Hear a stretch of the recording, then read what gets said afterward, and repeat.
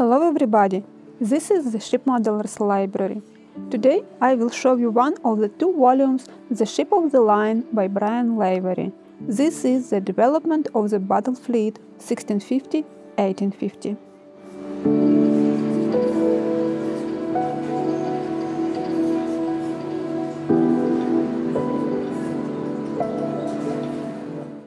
First volume covers the general historical background and includes extensive tables listing all ships of 50 guns and above, divided by period, rate, class, and design with full technical data.